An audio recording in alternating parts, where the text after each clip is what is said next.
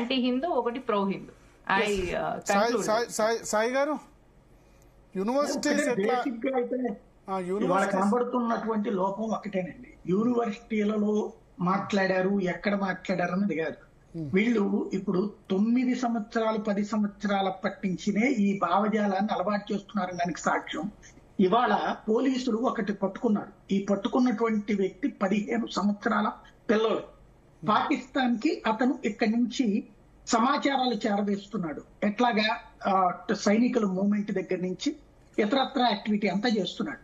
అతన్ని పట్టుకుని విచారించి అతని ఫోన్ ని స్కాన్ చేస్తే దాదాపుగా దేశవ్యాప్తంగా ఇట్లాంటి వాళ్ళు ప్రతి రాష్ట్రంలో కూడా వీళ్ళు కొత్త నేరేటివ్ క్రియేట్ చేశారు. అంటే 18 ఏళ్ల లోపు ఉంటే మైనర్లు, వాళ్ళు ఈవెన్ దేశద్రోహ కేసుల్లో అరెస్ట్ అయినా కూడా ఆ పైన 18 ఏళ్లకి రిలీజ్ చేసేస్తారు. కాబట్టి అలాగ వాళ్ళని ఇప్పుడు మోటివేట్ చేస్తున్నారట. ఎవరికైతే ఈ భావజాలాలు అంటే ఈ జేఎన్యూ లాంటి భావజాలాలకి ఫీల్ అయిపోయేటటువంటి పెద్ద అవగాహన లేనటువంటి పిల్లకాయలు ఉంటారో వాళ్ళల్లో ఈ విక్టిమ్ కార్డు తీసి ముస్లింలకి విక్టిములుగా చేస్తున్నారు.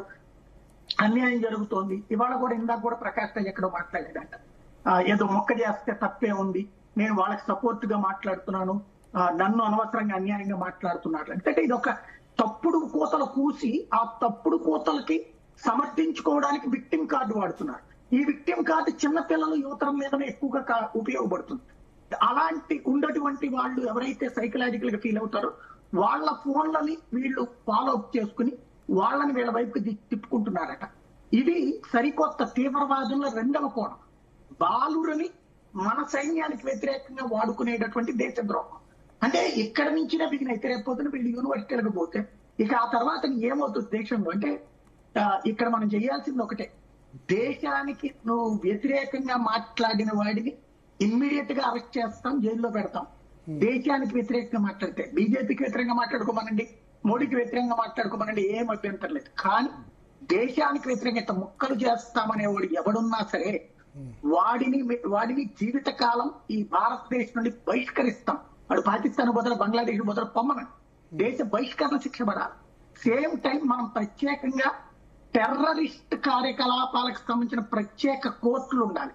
ఈ కోర్టులు 2 రకాలు ఉండాలి. ఒకటి సివియర్ టెర్రరిజానికి సంబంధించి ఎన్ఐఏ కేసులు విచారించే కోర్టులు. అవి కాకుండా ఇట్లాంటి కారు కోతలు కూసేటటువంటి నీచుల విషయంలో దశాబ్దాల తరబడి విచారణ కాకుండా ఇమ్మీడియట్ విచారణ జరిపి 1 నెల 2 నెలలు 3 నెలల్లో శిక్షలు వేసి ఆ శిక్షా కాలంలో వాడికి పశ్చాత్తాపం వచ్చేలాంటి పరిజ్ఞానం ఇచ్చేటటువంటి విధమైనటువంటి దేశభక్తులతో వాళ్ళ క్లాస్ పీకే పద్ధతిని ఏర్పాటు.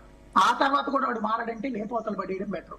గుర్తు తెలియని వ్యక్తులు పాకిస్తాన్ లోను బంగ్లాదేశ్ లో కాకుండా మన దేశంలోనే తిరగడం బెటర్.